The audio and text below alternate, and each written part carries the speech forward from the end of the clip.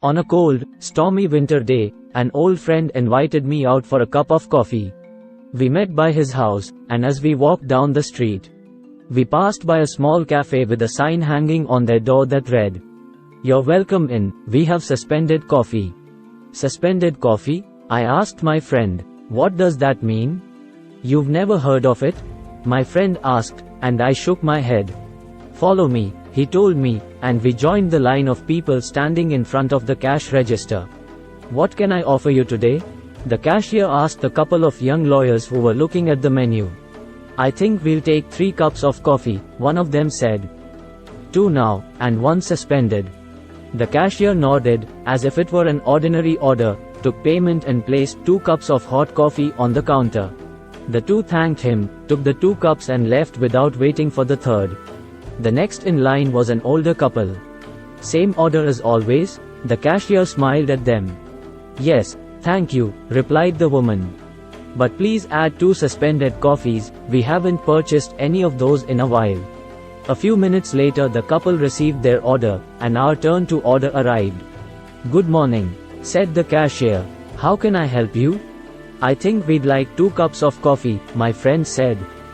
We'll drink them here. When our order was ready, we took our cups and sat down to drink them together. Will you tell me what this is about?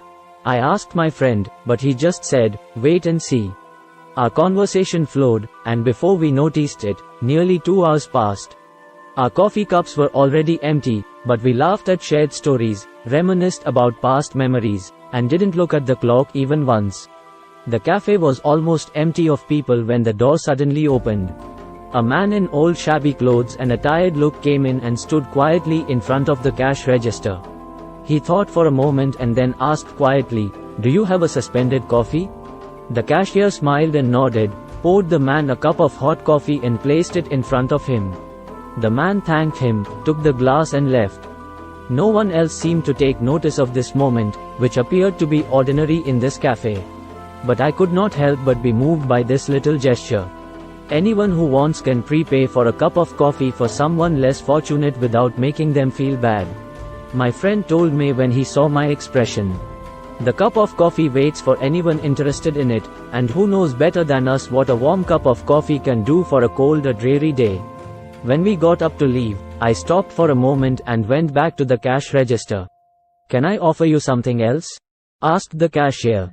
I just wanted to buy another cup of coffee. I took my wallet out of my pocket and put a bill on the table.